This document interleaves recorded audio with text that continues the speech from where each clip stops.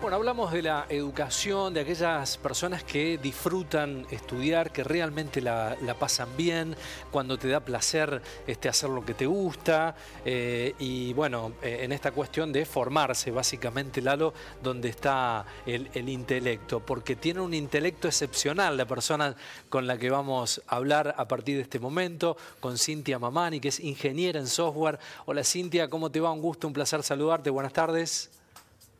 Hola, buenas tardes Lalo, buenas tardes Ezequiel. Muchas gracias por dejarme estar acá. Por favor, para nosotros es un Bienvenida. placer el contacto. Bueno, ¿te da placer estudiar?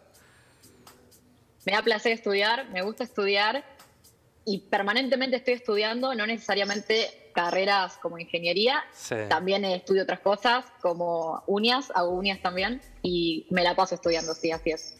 Bueno, tuviste la posibilidad de ser joven destacada hace muy poquito en la provincia de Córdoba. ¿Qué ha significado eso en lo personal para vos?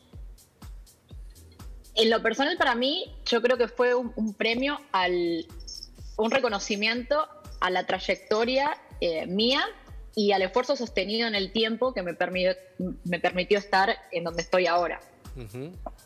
Déjalo el perrito ahí, no hay problema. Ay, tengo así, perdón, tengo mi perrito. No hay problema, no hay ningún problema. Bueno, qué aparata, qué aparata. Está muy bien. Bueno, formás parte de Mensa. ¿Qué significa, Cintia? Bueno, las personas que formamos parte de Mensa tenemos un coeficiente intelectual que se sitúa en el 2% mayor de la población. Muchas personas muy importantes formaron o forman parte de Mensa, como Stephen Hawking, entre otros. Ah, mira. Y la verdad que para mí obviamente es un orgullo pertenecer, pero además es muy lindo poder compartir con otra gente a la cual le pasaron cosas o tuvieron vivencias muy similares a las que uno tuvo, como el no sentirse a gusto a veces en el colegio, sentir que uno no pertenece, aburrirse. Ese tipo de cosas son cosas muy comunes dentro de las personas que formamos parte de Mensa, a pesar de que alguno se puede dedicar a ingeniería, otro a medicina y otro a algo que no tiene nada que ver con ninguna de las dos cosas. Claro. Contame esta experiencia que tuviste mirando Los Simpsons cuando nombraban a Mensa y vos de chiquita dijiste yo quiero estar ahí. Sí, los primeros acercamientos que yo tuve con Mensa fueron mirando un capítulo de Los Simpsons en el cual figura Mensa. En realidad es como que termina siendo bastante gracioso. Los Simpsons hacen críticas constantemente a todo y dentro de las críticas que hacen es como que se reúnen todos los que formaban parte de Mensa y no podían decidir algo que era una estupidez. Entonces era como mostrar ese tipo de cosas que también son verdad, ¿no? Que una vez se sobrepiensa tanto las cosas que después no las puede resolver y a veces no es necesario ponerle tanta cabeza y en este capítulo mostraban eso. Y a mí ya ahí me llamó la atención. Y además, mi papá, que también es matemático, tenía en su biblioteca 2 libros de Mensa y yo estuve leyendo la contratapa, viendo de qué se trataba y en ese momento me acuerdo que había visto que se podía aplicar para pertenecer a partir de los 16 años. Y yo en ese momento era bastante más chica, no me acuerdo exacta la edad, pero era bastante más chica. Sí, ya sabía leer, obviamente, porque si no, no lo hubiera podido leer, pero capaz que tenía 10 años, algo por el estilo. Y yo no vivía tampoco cerca de Capital, tampoco me iba a ser tan fácil llegar hasta Capital, así que bueno, lo dejé ahí en stand-by. Y para cuando me vine a vivir a Córdoba, justo vi un capítulo de Investigation Discovery, que es un canal de crímenes, a mí me gusta mucho esa parte también. Y justo hablaban de un crimen que lo habían cometido 2 personas, que eran pareja, que estaban en Mensa. Bueno, ahí no es porque quiero evitarlos, pero ahí me volvió a picar con el bichito de querer entrar y busqué convocatoria en Córdoba y justo había una como a los 10 días y decidí presentarme y ahí quedé y bueno, a partir de ahí formo parte de Mensa. ¿Y cómo fue ese examen? Bueno, obviamente estaba nerviosa, era cerca de mi casa, de todas maneras, yo en ese momento me había venido a vivir hace poco a Córdoba, tampoco conocía tanto, pero era por la Vélez Sarsfield, muy cerquita del Patio Olmos. Y me acuerdo que obviamente estaba re nerviosa, llegué, había un montón de personas que también estaban en la misma que yo, unas 30 personas, obvio pre-COVID todo esto. Claro. Y me acuerdo que pagamos, no me acuerdo cuánto salía en ese momento el examen, que si quedabas cubría el primer año de membresía. Y obviamente estaba nerviosa, nos sentaron medio distanciados uno de otro y nos dijeron, yo hasta ahí sí sabía qué tipo de ejercicios me iban a tomar, pero no sabía cuánto duraba. Y nos dijeron, tienen 20 minutos, eran 40 ejercicios, teníamos unas hojas que las usaban todos, digamos, y después en otra planilla uno ponía los resultados. Y obviamente fue bastante estrés porque si uno saca la cuenta son 30 segundos por ejercicio.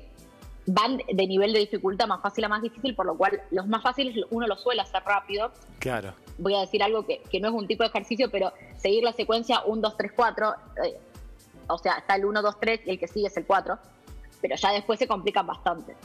Y bueno, yo sentí que me había ido bien, tenía dudas creo que con uno. Cuando te dan el resultado no te dicen cuántos hiciste bien, mucho menos cuáles hiciste bien.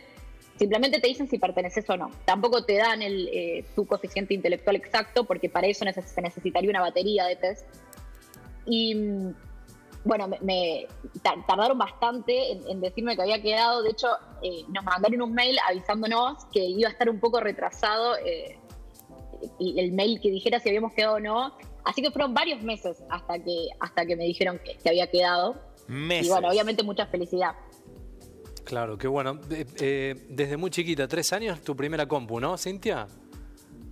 Más o menos entre los 2 y los 3 años, wow. Sí, es así. Y en ese momento, bueno, yo tengo una foto que le subí a mis redes sociales el otro día, que estoy mi papá y yo era bebé, tendría menos de un año, calculo por la foto, y mi papá está con la computadora y yo salgo al lado de él mirando fijamente la compu. Obviamente no entendía nada, claro. Pero para mí es muy gracioso ver cómo yo hasta en ese momento miraba mucho la compu. Y yo siempre digo que desde que tengo razón y desde que tengo noción de mi vida, siempre me recuerdo con una computadora.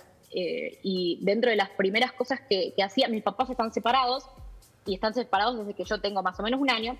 Y mi papá cuando venía a casa, bueno, primero me regaló la computadora vieja de él, y mi mamá no sabía usar computadoras, en ese momento era mucho menos usual. Mi papá me escribía en un cuadernito los comandos, porque es la que está atrás, en esa foto es la que está atrás, no la que estoy yo, es la que está atrás. Sí. En ese momento existía DOS, que era todo por comandos, y mi papá me escribía en un cuaderno qué comando, ahí es la que estoy con mi papá, en qué comandos usar. Y yo no sabía leer ni escribir, pero sí sabía copiar, ver qué letra era cada una y copiar letra por letra. Así que empecé a usar esa computadora y a usar los juegos. Mi papá me había regalado un montón de juegos en una disquetera y yo por las etiquetas y un poco reconociendo sabía qué juego era cada uno y sabía qué comandos usar. No entendía exactamente qué decía, simplemente sabía que lo que estaba en el cuaderno arriba de todo era para tal juego, lo que estaba abajo era para tal otro. Y así arranqué, sin saber leer. Y no me acuerdo si está en la nota, pero sí se lo conté al entrevistador, que mi mamá, que es maestra, me pedía que le hiciera las notitas para los alumnos. Y de nuevo, como yo no sabía leer ni escribir, me lo escribía en imprenta y yo transcribía letra por letra. Y sabía después cómo imprimirlo todo, pero sin saber qué estaba escribiendo exactamente. Conseguiste Increíble. Una beca para estudiar Ingeniería Informática 10 sobre 10, un puntaje, bueno, realmente ideal, fantástico. Te quiero preguntar, en un contexto donde debatimos mucho en Argentina también sobre la situación educativa, ¿no? Se habla mucho de planes cortoplacistas, de que Argentina debiera tener otra política educacional, volver a otra época donde la Argentina era líder en ese tema. Con tu experiencia, ¿cuál es la mirada educacional de la Argentina y cómo hacer para motivar a los más chicos con tu experiencia de vida? Mira, es una pregunta complicada. Obviamente voy a tratar de responderlo con la mayor altura posible. Creo que hay distintos tipos de personas por su situación socioeconómica y que tienen distintas realidades. Una persona que tiene una buena situación socioeconómica y decide no estudiar, está desperdiciando, para mí, algo que le dio la vida, que es poder hacerlo sin mayores problemas. Hay gente que tiene menos situaciones y muchas veces es muy difícil estudiar, es muy difícil conseguir becas, es muy difícil todo, porque cuando vos te postulas para las becas, y no es la única que gané, también me han pagado varias otras cosas, mismo ahora mi empleador me va a subvencionar, me va a becar una parte de la carrera de licenciatura en matemática. Yo siempre pido, intento dar lo mejor y me lo suelen dar. Es muy difícil también eso, pero me gustaría decirle a esas personas que para poder salir de situaciones no hablo de extrema pobreza, pero sí de pobreza o de clases medio bajas, es la educación. Porque uno necesita destacarse en algo para poder salir de eso. Porque si uno está en el mismo escalón que todo el resto, ¿por qué lo elegirían a uno para determinada cosa? Entonces, yo creo que para la gente que tiene mayores posibilidades, no estudiar lo que sea que les guste, no estudiar lo que sea que les guste, es desperdiciar algo, una suerte que tuviste en tu vida, que es que naciste con una buena situación. Claro. Y para aquellos que tienen una situación más desfavorable, pero que, quiero decir, no es que no tienen acceso a nada, pero les va a costar un poco más, es la salida, por más de que lleve más esfuerzo. Todo lo que uno hace al principio va a tener sus frutos después. En general es así, pueden pasar distintas cosas, puede pasar ciertas cosas que uno no puede manejar, pero en general es de esa forma.